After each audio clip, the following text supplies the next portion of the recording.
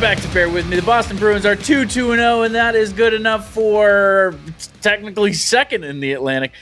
Technically second in the Eastern Conference and like fifth or something in the National Hockey League. My name is Joey Copponi. That's Rob Tocci. Rob, how you doing, man?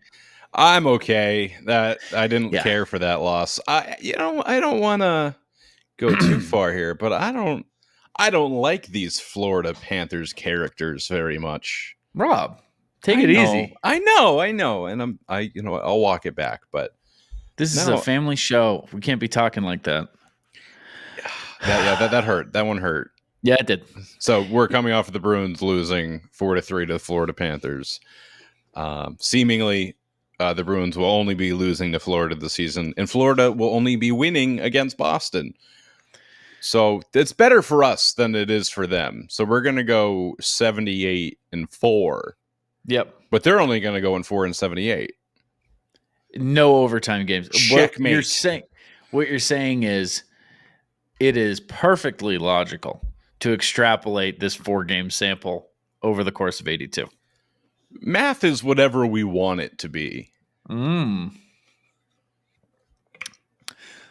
self-serving is what I want it to be. The good news is being on pace for 41 wins is 92 points at the least. So silver lining. That's a playoff here, team. Bear with me, are very optimistic. Oh, that was a brutal game. A winnable game, a game with some stupid mistakes, and a very frustrating one. It's too early for this. I don't know if I can stomach like 6 fights at 1 p.m. on a Monday. I didn't know if you meant in the season or the day. Both. Yeah, fair.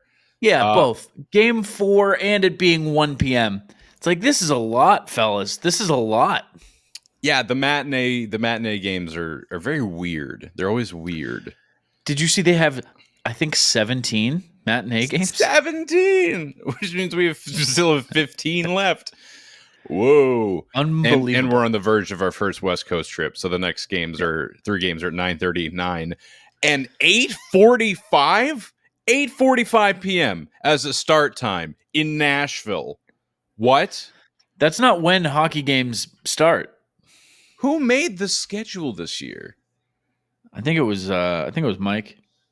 Mike, I thought we fired him. Are you guys kidding me? Also, like 8:45, Tennessee is like not that far west. It's just not. So why are we starting anywhere past that time? If you want to talk time zones, brother, I got time to talk time zones. I don't understand them much, but what I do know is that there's a lot of states that I think like lump themselves in. They want to be different. They're like, "Ooh, did you know we're actually the central time zone?" Like, no, I didn't. That's how interesting. In mountain time, it's like, why do you need a time? Do you guys care what time it is? You know? You should just go off the sun. That's it. Yeah. If you have a meeting in South Dakota, it's like, we'll meet you when the sun's like, I don't know, like over there. I'll meet you at high noon. How about that? That's it. And if you already missed high noon, there's no other markers throughout the day. So you all right, we'll see you tomorrow. Fuck. All right, tomorrow it is. All right. Yeah, for this Panthers game. So skip to the end because I was just telling you before we recorded. Monty was mad. Monty was very upset. Ty Anderson saying that is the shortest media availability he's ever seen Montgomery participate in. And the video that somebody posted is like a minute long. I don't know if he was up there for much longer than that, but he said he basically called out the top 6, saying like they're just not doing their job. Said that they're losing too many battles. The fourth line is doing their job, but the top 6 isn't. And said basically praised Florida in terms of like how well they win battles. And then just a few more post-game things. Kastelic was asked about Greer declining his challenge to fight, and Kastelic denied. He said, "I won't talk about that." And Swayman was asked if the Panthers have a mental edge over them, and he gave a very curt no. Which, like, yeah, you're asking Swayman. He's not going to give you a good soundbite there. He's not going to play into that. But Yeah, I hate losing to Florida, man. I mean, this is the back-to-back episode where we record after losing to Florida. They had two good games that we're like barely gonna be able to talk about because they're gonna get eclipsed by losing to Florida, a Florida team without Barkov or Tkachuk. And they still lost. That's the big thing too. Yeah, without their star power, coming off 2 losses on the road, you'd think if there was ever a time to get one back, even it out early on, all that, this was it. This was so obviously it. It was. And I mean, Monty's spot on. The top line, it's weird because like the fourth line was so aggressive and was just hunting. There were so many shifts where they had Florida on their heels, kept them in the zone, and that change from fourth to first line looked like a downgrade, which is nuts, like losing zone possession once your top line comes out there, and they like this inability to keep the puck in, and it's a bit of shared blame. Sure, like I don't want to call guys out, but like it's shared blame because it just feels like whoever has the stick on their puck in the offensive zone, it's like, well, how are we going to cough this up? Anybody is liable at any time to do it right now. But some guys that you don't want to see 4 games into the year without a point to their name, or at least coming into today, Charlie Coyle, Morgan Geekie. Well, they still don't have a point. Yeah. So 4 games. And meanwhile, near the top of your team being like Kepke, Beecher, fucking Zadorov, obviously Lindholm. Pointing out that Mark Kastelic, his career high in points is 11, and we're 4 games in the season, and he has 5. So, hey, I don't know where I'm going with that. Yeah. hey. Yeah, no, fourth line's more back end production. Yeah, the secondary scoring is cool. It's like been a couple years that we've asked for secondary scoring, but like it has to be secondary. This has happened before. This happened in the playoffs where it was like, okay, where's the top guys? Yeah, it needs to supplement the primary scoring, not replace it. You can't have a dinner of basil and parsley. I might. You shouldn't. But no, Coyle without a point is tough. Geekie without a point is tough. I will say Patra definitely had his like first major, no way around it. That goal was entirely your fault moment, which 20 years old is going to. He must have known. He must have known. They showed him on the bench after, and you could just see the look on his face, just the pure frustration, and like that he seems to be like one of those guys, which I imagine most of them, incredibly hard on himself. Like you can hear and see him off, like after missing like any kind of play, just start shaking his head or just like, ugh. So to cough up the puck on the power play on your offensive blue line from overhandling it, and then in the back check process, crash into Swayman and allow that puck to go in fairly easily. That sucks. He had a good bounce back, though. He played well for the rest of the game. He nearly got one. He nearly had a game-tying assist as well. And this game coming after what Montgomery said was his best game in the NHL so far, the one against the Kings in the Saturday matinee. The dichotomy of man. But but it's a tough game for him. But hey, the kids are all right because he had a good bounce back, and he had Mason Lohrei doing what he does best, and is just sidestepping people on the blue line and just scoring. That's such a Lohrei goal. It's already. It is. Like the moment he sidestepped, I'm like, he's probably going to at least shoot it, if not score. I'm a big fan of that. I'm a big fan of Lohrei right now. He's Lohrei. I mean, like you said, he needed a turnaround, but also like it's. I like to see that he hasn't changed his game, and he's not suddenly just somebody else. That he's still this like hybrid, so obviously a forward playing defenseman. Yeah, I really just like seeing he still has the confidence to pull moves like that, because him and Potter, it's very obvious when you can see that the confidence has left their body for the game, and they play very timidly and conservatively and poorly, because that's not how they're supposed to be playing. That's not how they play. No. So it's disappointing. But yeah, just like, big brushstrokes for this game. Swayman, I thought, still looked good. He looked very good against LA. He got the 3 consecutive starts like I suspected he would. I would imagine they'll probably go to Korpisalo for Colorado and probably back to Swayman for the next 2, because they have the 3-game road trip coming up. The next one's against Colorado. Yeah. Colorado's not doing very well. Still an interesting time to put Korpisalo in. I don't know. You think so? I don't know. I'd rather see him against Utah. But I'm excited for Utah. They did lose today at their first loss, but they're very fun to watch. I don't like that their abbreviation on Nesson was UHC. That looks like University of Hartford, Connecticut. Looks like University of Holy Cross. It looks like University of give me something else. Nope, that's it. All right. Yeah, it University of the Hockey Club. Yep. That's all I had on that. I don't know. I would like to see him there, but I mean, the thing is, the goaltending just didn't matter in this game. Like there was nothing. I guess you could say the first one, like you could put on Swayman. Razor kind of wanted to, that he wasn't tight on the poke, but that's just such a stupid goal. It was a weird one. That's the worst goal I've ever seen. Yeah, it's like I almost wanted to like grab Lundell and be like, "Do you want that to count? Do you want that to count?" Like, think about it though. Do you want that? I don't even know that he shot it. I think he was just near it, and it found its way on top of Swayman, and you're like, "Oh, it went in." Yeah, those are gross. I text you, I'm like, "Is there a grosser goal? Like, is there a goal that could look uglier than that?" Probably. Don't think so. But that's up there.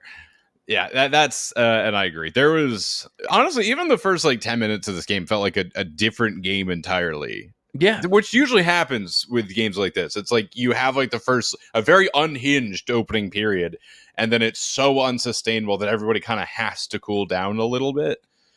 But I mean, even Razor tweeted while working the game. So like Rinkside tweeted, he's like, "I've never seen the refs lose control of a game in like under 13 minutes before." Yep. You had the Greer hit on the numbers on Pastrnak, no call. Joe, you have a question? Hand up. In real time, didn't think it was worth a call. Me neither.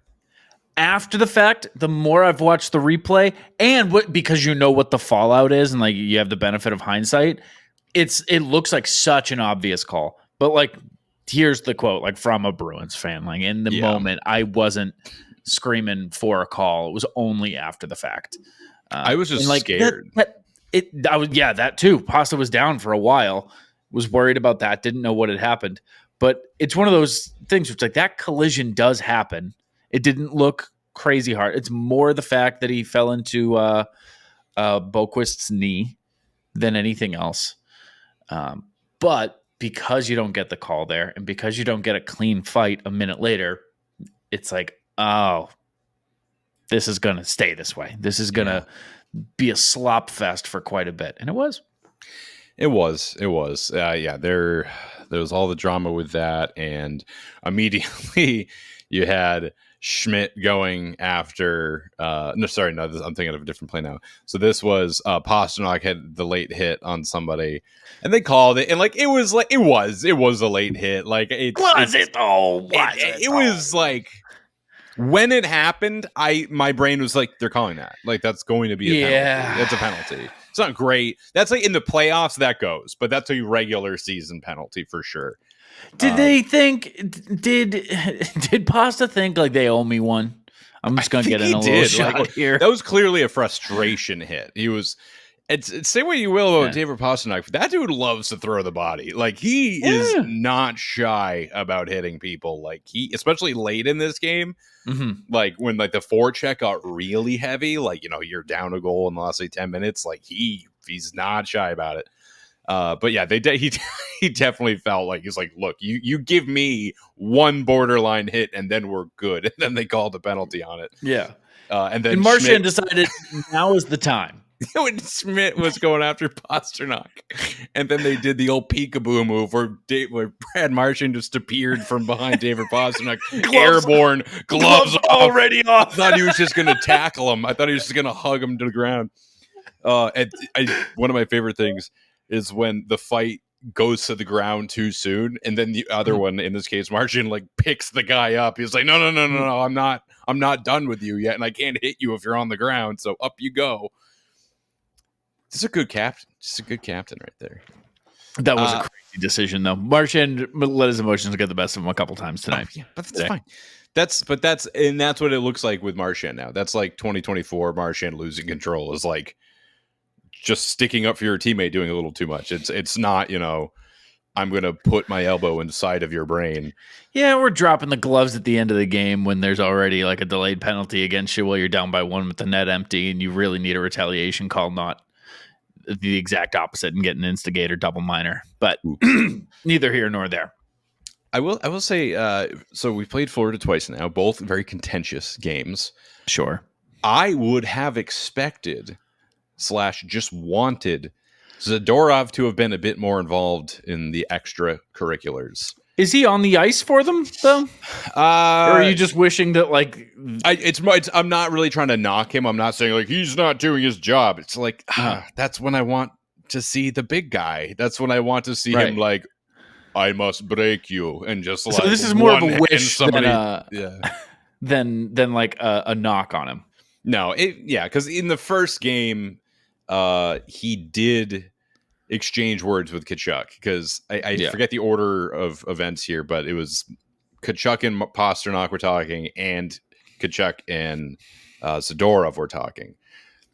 So, and I think Tkachuk was like, well, I don't want to go with the guy who will hurt me, so I'm going to go with the superstar. Mm-hmm.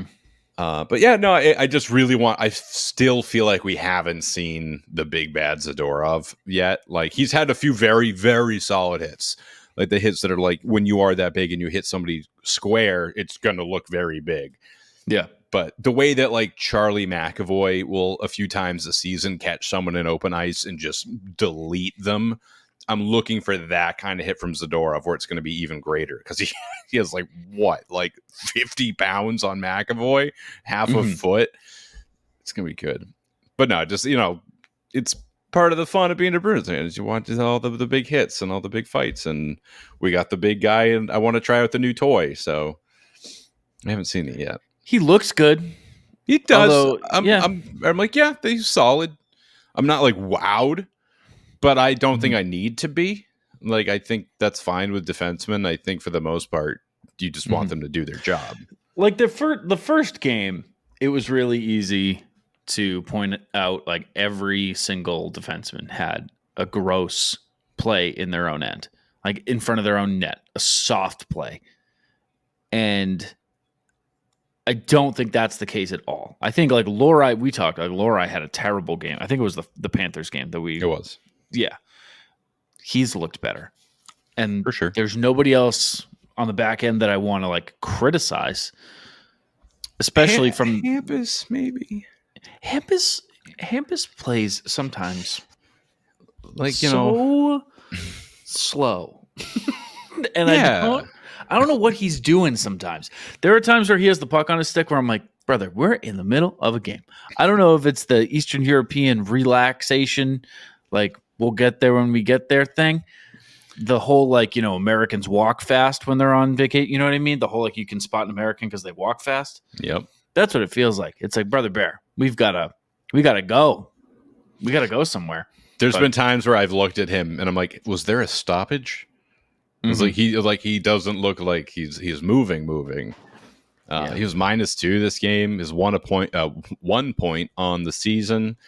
And the reason I sound a little more disappointed than I might normally is because a lot of the reports from the writers and from press coming out of preseason and training camp was, wow, what a return to form for Hampus Lindholm. Hampus Lindholm, like coming back to his offensive roots. Like, could we see a repeat of his like Norris like candidate year?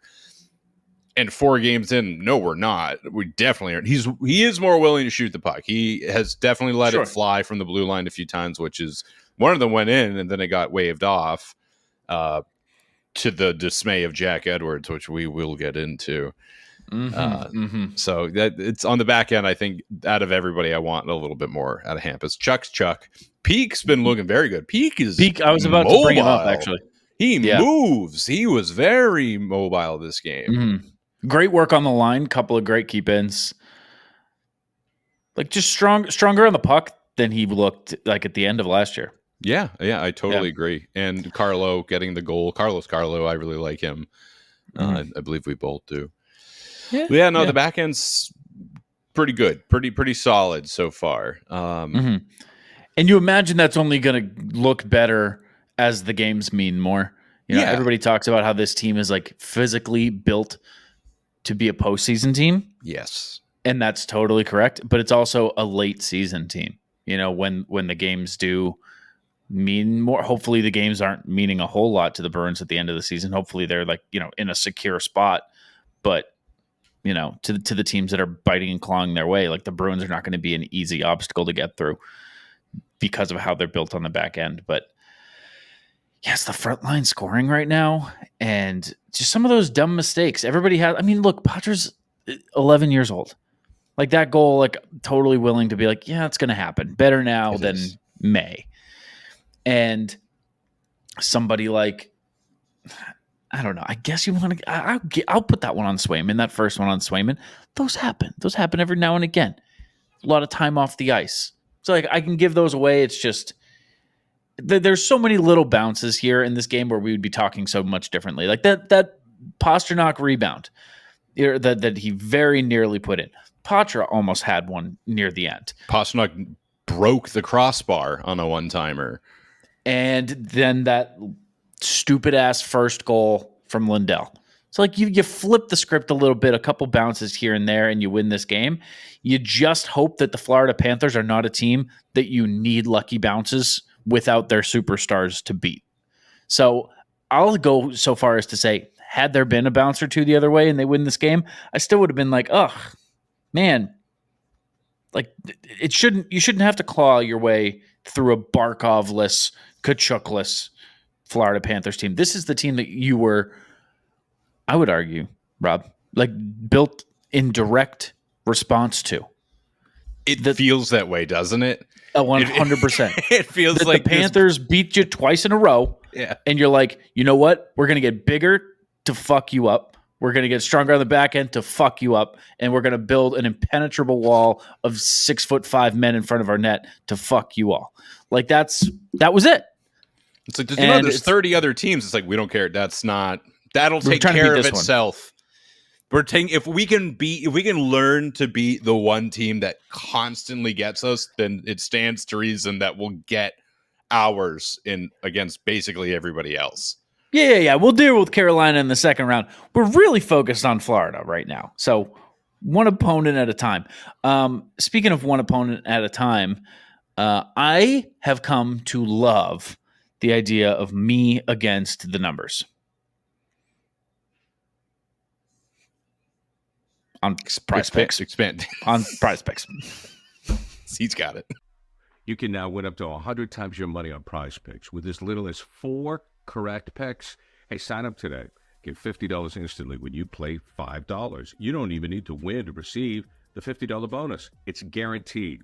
Cook up hot takes with your friends and win real money this football season when you and your crew run your game on Prize Picks. This week on the Prize Picks football board, Justin Jefferson for more than 83.5 receiving yards and Patrick Mahomes for less than 267.5 passing yards. Download the app today and use code CLNS to get $50 instantly after you play your first $5 lineup. Again, download the app today and use code CLNS to get $50 instantly after you play your first $5 lineup. Prize Picks. Run your game. Rob. You're Rob. Joe. You got stats? I got stats. Some surprising stats. I like to do this. I like to kind of cherry pick some like, oh, that's interesting. Yeah. This is a segment called, oh, that's interesting. I like that. You got the ends of the spectrum here in the plus minus. You got Johnny Beecher and Mark Kaslick both a +3 this game. Oh, that's interesting. And the other side, you have Trent Frederick as a -3. Oh, that's interesting. Those are the high ends and the low ends. I find that interesting. Evidence that the fourth line's cooking. And I don't even want to say and the third line is struggling because it hasn't really been. The third line being Frederick, Patra, Brazeau. Like, they've been pretty good. Like, this wasn't their best game, but fine. Can I say something really quick? You may. I know we're in the middle of, that's interesting. You may. I want Braz on the ice in big moments. I do too. Did you notice at the end of the game there was one point where he had the puck down low going around the net, and I felt the most confident in the Bruins in that moment. I'm like, this is when Braz scores. This is a Braz moment.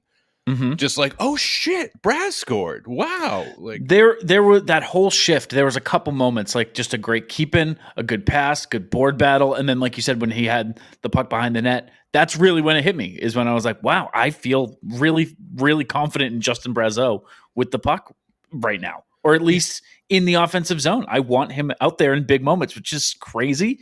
But yeah, no, there's like no denying it. He instills confidence right now. And he was towards the bottom in terms of play time. He had 12. Geeky was the only Bruin who played less than 10 minutes. He played 9:33, which is a little shocking. Strange. But that's the segment. Oh, that's interesting. How about? Oh, that's interesting. Leading the team in hits with 8, Elias Lindholm. I knew you were going to say that somehow. I think I might have looked. 1 shot, 1 block, 8 hits. And 6 for 14 at the dot. I will give him a pass because he's been a point per game so far. 5 points in 3 games joining the team. How about that? Which I've really enjoyed. Wow. I was very much in the camp of I'm a bit of a wait and see with Elias. I was not thrilled about the price tag. Hard to argue with 5 points in your first 3 games. Sure. And this is the first game that Pastrnak did not score in. And it's only because I really thought he would. And I was like, surely we can hit 50 and 50 this year. And it's still alive. It's still alive. We're still got 46 more games. But yeah, that one's on me a bit. And on the last year he did sorry, did you already say last year he did have 4 in the first 4? I did not say that. Oh, well, he did last year. So a reasonable expectation or a reasonable prediction. Yeah, it was funny because I was thinking, I'm like, he could score. And then I was like, that's a lot. And then as I thought that, Judd was like, well, he had 4 his first 4. And I was like, oh, okay. Trust your instincts, Rob. But those are the big standouts in terms of the stats. Like, everything else is, it's what you'd expect. Swayman statistically off to a bit of a tough start. I don't think I have any problem with his play right now. No. Rebound control's been good, tracking the puck well. He's whacking the hell out of anybody who gets near him. He is doing the come here signal to Nick Suzuki. He's trying to fight everybody that he's slashing people who has been. Yep. If you snow him, he will try to break your neck, I think. Which that's Bulldog for you. It's not going to catch on. It's really not. It's just not. It's not for us. It's for the team and for Nesson, but none of the fans. No. Like, I think if you polled an average Bruins fan, they probably wouldn't know that his nickname is Bulldog. No, I don't think so. Yeah. It's interesting. That is interesting. It was interesting because the segment is now over. That was interesting. You want to talk about Judd real quick? I do want to talk about Judd. What do you got? Good. Yeah. We were texting about him, and I think we both landed on the same thing at the same time, which we do sometimes. You and I are just so synced up. Oh, my God. It just wows me sometimes. A professional, a pro's pro, a true pro. I will say, here's a little constructive criticism. How about that? Hit me. I think there is a difference between calling the game on the radio and on TV. And I think he has done a good job of adjusting his call to sound like the television until the fast-paced moments of a close game. Like, for whatever reason, as the adrenaline was picking up, last 2 minutes, net empty, I was like, ooh, like this feels like the radio. Why is that? I think it was like the amount of description, the amount of like, and now they're here, and now they're there, and now this is happening. It was just the first time where I felt anything other than, wow, Judd's perfect. Like the words per minute are much higher in radio than they would be in TV. Yeah, and like the geographical words per minute too. You know, like and now it's here, and now it's like it's like I'm not watching the game with my eyes closed. It's like I can fill in some of the gaps here. That was it. That was just a little thing where I was like, oh, like he's reverting to radio a little bit because like, you know, things are just moving quick here. But that's not really a criticism. It was just more like I noticed it kind of thing. And the first time that I did, and I think people know that it's like a different art, but this was just a moment where I realized it. But I think Judd's been great. His relationship with Brick is really good, and I really like that Brick now kind of takes the front seat in the homerism, like, you know, calling for some calls. Like Brick really will lean into it. I think because he doesn't have to yin yang with Jack and reel him in a little bit. He's more okay now being like, you know, why do you not call this? They're letting the game get away from him. Look, this is an obvious call. Did you hear the back and forth with Brick and Razor in the Montreal game? I don't remember it. So it was on the goal. It was the Hampus Lindholm goal that was disallowed for the goaltender interference. And as it was called, Brick was like, it's a terrible call. That's not goaltender interference. That's not the spirit of the rule. That's a bad call. That should be a good goal. Yep. And then they go to Razor and, you know, protecting the goaltender union. Razor's like, you dry the line above the crease. Like the contact comes like with like, you know, technically within the crease. It's his stick. It twists him around. It only takes like 6 inches of movement for you to not make the save. And it cuts back to Brick. He's like, no, I don't agree. And and then later on, there was a holding call, and Brick made a comment. He was like, and don't throw it to Razor because he's going to tell me I'm wrong. And I thought that was really good. I feel like they're kicking it to Razor a little bit more, which I really like because I really like. Yeah, he's like their Gene Steratore. He's like their rules analyst, and it's like Razor. Is he Andrew? Andrew? We're gonna throw it to Andy Razy. Speaking of that disallowed goal, though, somebody else had a pretty vocal opinion. Our dear friend, longtime friend of the podcast, Mr. Jack Edwards. If you are listening and you missed this, I hope you didn't.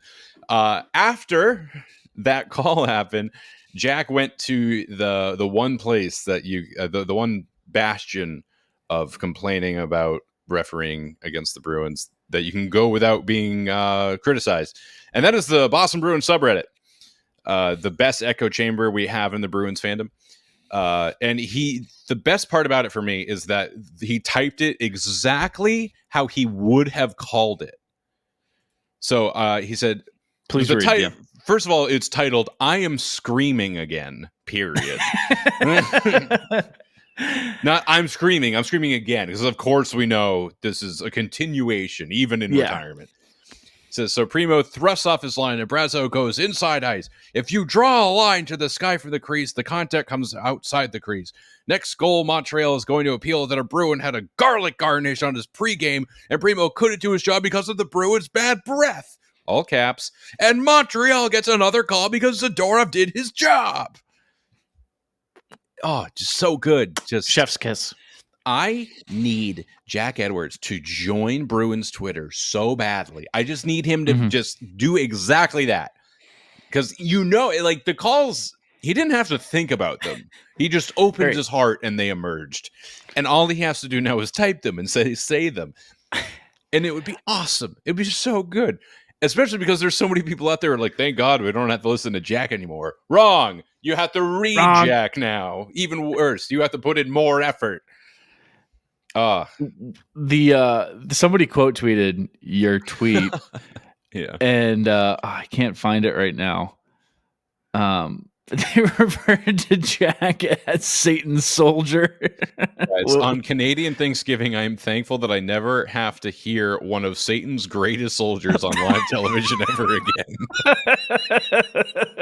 That's good. That's good. One of Satan's greatest soldiers as a in reference to Jack Edwards from a Leafs fan is just awesome. I want to really get a cool. T-shirt that it's like in very like flowery girly text. It says Satan's greatest soldier, and it's just a picture of Jack smiling. That'd be good. That'd be good. Bear with me, merch. Actually, that's not a bad idea. Yeah, one of Satan's greatest soldiers.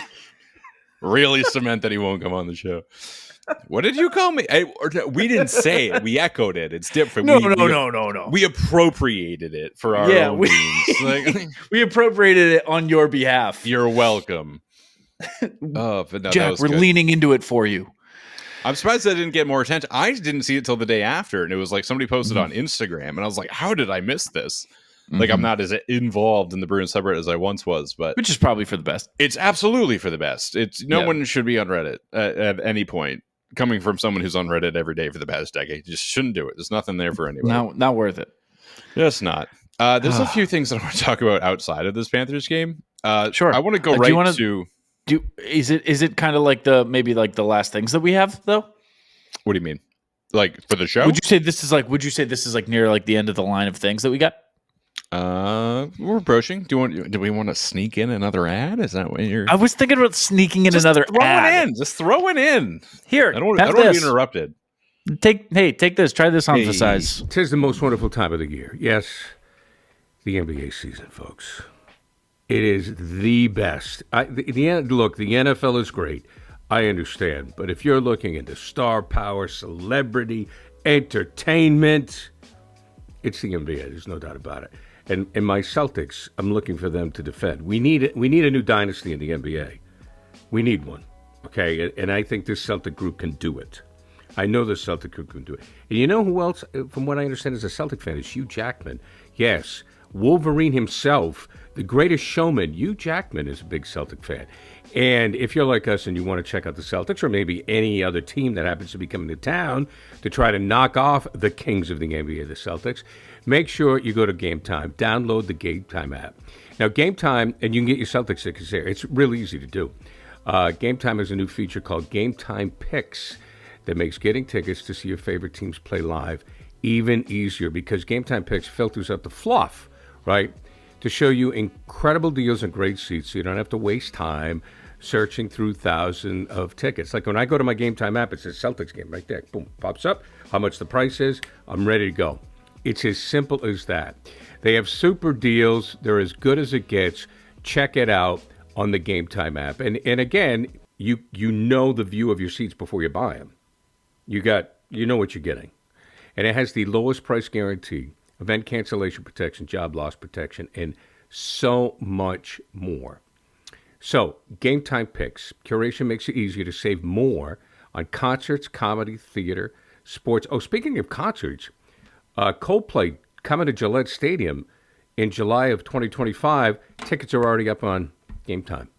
Not bad either. Not bad at all. And the Jingle Ball Kiss, the iHeart Jingle Ball at the Garden, you can get tickets on that too. And they always have big stars around Christmas time. So all-in pricing, toggling, they call it toggling. It shows you everything up front. No surprise fees at checkout. And I mentioned the seat views, great panoramic views, so you know you're buying. Game Time ticket coverage. Your purchase is covered with the most flexible customer service policy in the ticketing industry. So take the guesswork out of buying tickets with Game Time Picks. Download the Game Time app, create an account. Use code CLNS for $20 off your first purchase. Terms apply. Again, create an account and redeem the code CLNS for $20 off. Download Game Time today. What time is it? It's game time. What do you got? Kicking it back to the Montreal games. This is game 2. Third period. Brad Marchand is entering the offensive zone. As he does. He goes to dump the puck. Yep. It goes over the glass. Yep. And he is called for delay of game in the offensive zone. A penalty. Yeah. I didn't know that was within the rules. A gun to my head, I would have told you it only applies in the defensive zone. Is that the only time I've ever seen it called? NHL maybe the neutral zone. It can't be, because if it was, then he wouldn't have been called for it. And even better is afterwards, I believe this was Razor who was telling the story. saying that Marchand was seething even after the game. Like, he was fucking livid. They called him for that, and said that when he played with Bergeron, that they used to deliberately do that. They would deliberately put the puck over the glass in the offensive zone because it would just be a face-off, and they'd have Bergeron win the face-off, and they would do a set play. So this is, it's in one way he's like admitting that why it probably should be a penalty because you are deliberately delaying the game. But he's like, I've been breaking this rule for 15 years. Why are you calling for it now? Okay, so in the rule book, it says a defense, like these are causes of delay of game. A defensive player in the defensive zone shoots the puck directly without being deflected over the glass. The penalty only applies if the player shoots it over the glass. If the puck is shot into the bench, no penalty is assessed. Correct. However, there is a second bullet point that says a player or goaltender. It's weird that they differentiate the two. A player or goaltender intentionally shoots or throws the puck out of the playing area. All right. So that is vague enough where it is within the rules. But what if you intentionally throw it out of the playing area off the glass? Doesn't count. At that point, you're talented enough where they don't want to call it on you. I don't think I've ever seen it called. Yeah. Me neither. I don't think so when it happened, I was like, what are they calling him for? Mm-hmm. Again, another Brick was pissed. Brick was like, I don't remember exactly what he said, but like he was definitely not thrilled about it. No. But it's important to remember that we did beat Montreal. We did do that. If you want to, yeah, I mean, listen, we did. Woo! Hey, all right. Yeah, I know. Yeah! They did it! It's the rivalry. It's not the same. It doesn't mean as much. No, it doesn't mean anything. It kind of doesn't. You know what does mean something to me is like seeing the jerseys on the ice that I'm like, oh yes. Oh, okay. Well, speaking of Jersey, I wanted to talk about how we feel about the return of the pre-centennial jerseys. It's fine. It's fine. They still look good. They look good on the ice. They look good on TV. But I can't shake the feeling of like it felt like a very good time to move on to another jersey. Like you had them for a while. Yeah. You had the centennial year with these like jerseys that we all grew to really love. And then let's just go back. Yeah. Well, the thing is, if you had a real company in charge of the jerseys, then we probably could have. I think it was probably like that idea it wasn't even a reality because again, like, Timu is running the fucking jerseys. There does seem to be a new centennial jersey that'll be worn in the centennial game against Montreal later this year. Until it isn't. Until it is not. Mm-hmm. I actually think they announced that they're going to have it, and I think that's not going to be ready. That'd be pretty hilarious. That'd be so bad for I think that's what's for going to happen. Fanatics, but like they're fine. They're set. They're these deadlines mean nothing for them. They're fine. They already won the bidding war to get the contract. What do they care? Yeah, they don't. They simply don't. They make it evident every single day they don't care. Unbelievable. Unbelievable. Yeah. It's I would have preferred New Jersey's. Yeah, not the state. Me too. Not the state. No, definitely not the state. Certainly not. Nobody prefers New Jersey. I would have liked to have a new one, but here's the thing. I'm glad they didn't transition to a full-time bad jersey. That's How about fair. that? How about that? Because that could have happened. There's a reality where we have these god-awful, gaudy jerseys, and we're like, we couldn't have just gone back to the jerseys before. Mm-hmm. Or I'm also glad they didn't just say like the Centennial is the Bruins jersey now. I would have been fine with that. It might have undermined last gold, year. Like the glitter all the time. I grew to like it. I didn't like the glitter specifically, but I grew to it. It didn't bother me. Me too. But just really all good. the time, like your main jersey every year is like, glittery. I don't know. I maintain that the Pooh Bear reverse retro kits, the full kit, is the best kit I've seen the Bruins wear. Maybe since their old third alternates with that, like the big yellow bear logo on the front, black and gold bear logo on the front. Mm-hmm. The black and gold bear logo. You remember that Bruins jersey? It was black and gold. There was a bear. Yeah. No, Oh, not that one. Not that one either. The other one. No, yeah, the one with the bear. No, that not that one. Oh, you mean the one that had like the bear on it? Yeah. No, see, you get it. Yeah, I get it. Yeah, no, good news, bad I'm news. looking at it again. It's just so good. The Pooh Bear or the old thirds? The Pooh Bear. Yeah, the Pooh Bear. The white Pooh Bear pants, was just so good. all of it. Some good news, bad news about the Panthers. Hit me. Bad news is we have to play them 2 more times. The good Ooh. news, we don't have to play them again until early January. That's a long way away. Forget about them for 3 months. I know I will. I'll try. Also, what's up with the AJ Greer villain arc? AJ Greer is a bad man who is not welcome here and never we don't played like him here anymore. No, we don't like him anymore. We used to, but now we don't like him. Now we fucking hate him. Yeah, he was in Calgary last year. Was he? That's what I'm told. He was in Calgary, and I don't know if he played. I thought it was much. your turn to keep track of him. That's my bad. I left him with you. Oh shit. Oh no! All right, yeah, let's check. They're never going to let us have kids. Last year he played. Do you just not want to tell me? That's okay. It's a secret. Yeah, so last year he played in Calgary. He played 59 games in Calgary, 12 points, a minus AJ 7, Greer, yeah, 35 penalty minutes. A far cry from his 114 in Boston. Points? Penalty minutes. Oh. It's like, how long did he play here? It took him, a decade? He matched his point total, 12 and 12. Yeah. And he has 2 in the first 3 games this year. So naturally, if you told me that 2 weeks ago, I would have been like, good for him. And now I'm like, he can go fuck himself. Yeah, see you later. Yeah, I don't know what that's about, but every time a guy fights a player on their prior team or on a previous team that they were on, built up tension. It's like, I wanted to do this and I couldn't. Exactly, dude. It makes me think like, oh, this has been brewing. There was something there.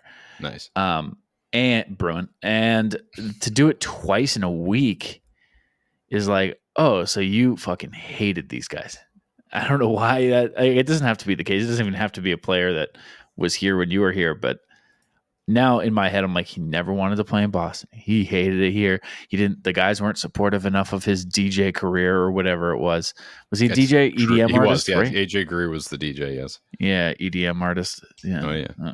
There was like one video that the Bruins put out, like a pump-up video, and they used his music, which was pretty cool at the time. That was a good move. But that was cool. That was nice. I do love on ice, like one-on-one rivalries, like within a game. Mm-hmm. In the LA game, Zadorov and Jeannot were going at it all game long. I think it started with Zadorov boarding him, and then like he was out of the box, and then his next shift, Zadorov lit him up again, and then he did it again, and then they were like near each other in front of the net after a whistle, and Jeannot starts like jabbing at him, and Zadorov is just like, "What do you want? With this problem?" You see that big scar he has? He looks like a Bond villain. Yeah, he does. He looks like, you're like, no one looks like that. He looks like the lead henchman. Yeah, exactly. He's the only henchman with a name. Mm-hmm. And you know what his name would be? Zadorov, because that's a sick henchman name. Yeah. He'll have an acting career. He'll be in the next Bond movie. I'm calling it. I could see him, a post-career bodybuilding venture followed by like Batista. Yeah. Who did the opposite? Who just lost a bunch of muscle on purpose. He did. Yeah. TD Garden. I want to say TD Garden's been rocking to start this year, real loud, real loud. Not like not surprised, but like with the team, you're like 82 game season, like October, just get up to speed, would to stay above 500. But like. For the Garden, for the crowd, ready to rock, boys. Yeah. And girls. Let's go. Yeah, it's been loud. Especially with how bad the officiating has been. Whenever the officials go to announce a penalty, you can't hear them over the boos. You can't hear them. It's even like Brick you and can Judd. hear them yelling. They're mic'd up and they have to yell to be heard. Even Judd and Brick were like, I didn't hear what that call was. I really only heard the first half of it, like on the matching or what they thought was matching minors for like the Marchand scrum at the very end of the game. They're like, I didn't really catch it, to be honest with you, because can't really hear him down there. Yeah, in the LA game, there was a missed tripping call on Marchand from Jeannot, and they didn't call it, and huge boos. And then very shortly after, they called Pasta for a slash, and then when they called it, you couldn't hear him. Also, speaking of Pasternak being called for a slash, the stick-on-stick slashing call, to me, is the worst penalty in the NHL, which really is saying something, because there's a few doozies in the rule book and just in practice. Why is that a slash? Like, why is you dropping the stick constitute a penalty? That ended the game. That ended the game against Florida. It did. I understand the rule being like, if you break your opponent's stick, automatic call. That I get, because you're removing them from the play at that point. Yeah, because if you didn't, then you're incentivizing them from like putting their full weight into it and doing it over and but like whatever. Dropping your stick, that's ridiculous. It's ridiculous. And like, but I mean, the thing is, there was a couple of soft calls. Just devil's advocate, there's a couple of soft calls. That Marchand call, good call to make it 4-on-4 when he got called for tripping because he like dipsy doodled somebody and like he fell. Yeah, he fell. Like there was contact with the guy, but he got through it, skated a few steps, and then fell. And then they're like, hand up. Yeah. So like, I don't know. There's a couple of gross calls, but like that being one of them. The officiating was just ugly today, and not even that it was swayed against the Bruins or anything. No, it was just bad. They did a bad job keeping it in check. They did a bad job with consistency, bad job with matching minors, bad job diffusing a situation that was getting out of control. Just some bad whistles, some dumb penalties. Like it was just bad. And it wasn't, like I said, it didn't even really affect the game. I guess other than that Pasternak one, but like I can't even get upset about that or point to that as like the reason they lost the game. It was just ugly to watch, and it just bad officiating in the game of hockey is impossible to ignore because it directly affects the game. The speed of the game, the power plays, they show you replays. You're like, what are these guys doing? And that's just kind of what I felt like watching this game. I was like, what are they doing? Yeah. Anyway, frustrating one, but it's a daytime game. So a lot of these matinees, they don't even really count, you know? No, they don't. They, no points awarded for this game. Nope. We'll go on to the next one. Next game, the one against Colorado is on TNT. So Brad Marchand will probably be scoring because he is Mr. TNT. He loves the spotlight. It's something about national games where he knows there's more people watching him. He likes to stick it to everybody. Yeah. But I know Colorado 0-2-0 right now. Frustrating start for them. They've been scoring, but they've been letting in a lot. Georgiev's, hold on. I want you to hear the goaltending stats right now. Yeah. As soon as I find it. Yeah, find it. Georgiev pull it up. has a 7.75 goals allowed a 680 save percentage. Holy cow. Yeah. He's let in 8 goals on 33 shots. That's very bad. He got pulled from both games to start the season. And I was watching a video, but apparently this is like not atypical for him. He's a huge roller coaster where he will just like be wet garbage for a period of time and then just be absolutely lights out. But that must be very frustrating. But I hope we can take advantage, and I hope the Bruins put up 7 on them. How nice would that feel? So good. This is also, dude, I think, feels so good, dude. So good, so bad. We talked about this in a previous episode, discussing does the size of the Boston Bruins necessarily mean that they're also a slow team? And we were like, okay, well, a good challenge will be against one of those fast West Coast teams, like the Colorado Avalanche. Sure. So I think this will be I'm very curious to see how the speed of this game goes. Yeah. But a 9:30 p.m. start on a Wednesday. It's kind of perfect to face a fast team that's struggling, you know? Okay. Forced to keep up to speed, you know? Get your wheels under you. See the game move that quick, but also they're struggling a little bit. So like you're not seeing them when they're at their best. I think it's great. It's great. It's great. I'm going to kill my son. It's great. Nobody's going to get that reference at all. You and I can do that, but nobody's going to understand the cannoli murder reference. Google that, I guess. Murder. It's a YouTube classic. I think it's I'm about to kill my son is the line, by the way. But go about on. to kill my son. They let up 6. Colorado let up 6 goals to the Blue Jackets. So not good. The Blue Jackets, who are Sarah Valley's pick to win the draft lottery. Say that again? The same Blue Jackets that are Sarah Valley's pick to win the draft lottery. With a little help. I want to read that like a movie. With a little help. With a little help. This in heaven. Jesus Christ. It's a Pixar movie. With a little help from beyond. I don't want to go any further with this because I'm going to say something terrible. Yeah, no. But that's whatever. Yeah. Sorry, that is what he fucking said. He did. No, we're just repeating it. A tough loss against Florida. As Brick put, he's like, it's a tough game to not get any points out of. And that's a good way of putting it. Overtime loss would have felt better. Yeah, I would have been, you managed to get the high of tying it late in the game, which they almost did a handful of times. Just get it to overtime, or even if you lose on the first shift, it's like, all right, well, we stole a point out of it at least. Sure. And against a divisional opponent who late in this season you may still be competing with. Yeah. I would imagine the Panthers are not going to be in a position in March where they're worrying about making the playoffs, but I don't like straight up losing to Atlantic Division teams. I really, really don't. Those are when above all, I want a point. Yeah. And especially in a one goal game. Yeah. I really think they have a shot at the division, so I would like to see them not be losing to divisional opponents as well. That's how I feel about this team. When I want a team to win, I want them to win most of the time. Yeah, if you can get your fourth line to even have 70% of this consistency, and then you start getting the top 6 warming up, you start getting, I don't even say more from Pasa, but he's been good. You get Coyle on the board, you get Geeky on the board, you got Marchand scoring. Marchand doesn't have a goal yet. Then I think you're in a good spot because the contributions from the blue line have been great. Yeah, really, Carlo with the goal, Zadorov with a couple points, or at least a point. Peak's been looking very good.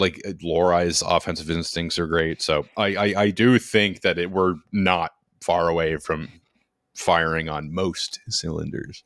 Yeah. Yeah. That's all I got. That's all I got. All I got. But we're gonna be coming at you guys twice a week. We already told you that, and we've already been doing that. But we will be here with you pretty regularly here. I think get used to it. Yeah, get used to it. Yeah, I'm thinking Thursday nights, Friday mornings for you guys, and Sunday nights, Sunday morning, Sunday days. I like that. What do you think of that? Yeah. Works on the schedule, so we'll always be talking right after a game, which would mean we talk after the Avalanche game. So we'll do just one game off, and then we'll come back and talk to you guys. And then after the Utah game, so then another one. Maybe we'll push that. We'll see. Whatever. But yeah, after the Stars game, after the Leafs game, after the Hurricanes game, kind of works out. These are all the good games for the next month or two. You'll be hearing a lot more from us. You'll be hearing from our lawyers. Follow us on social. Everybody's doing it. It's kind of the hot thing these days. It is. It's the move. Yeah. Getting a lot of attention over there on the old Twitter machine at @bearwithme_pod. You can follow me at Joey Copponi. You can follow him at Rob Tocci.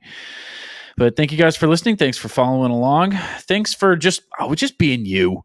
Thanks for pairing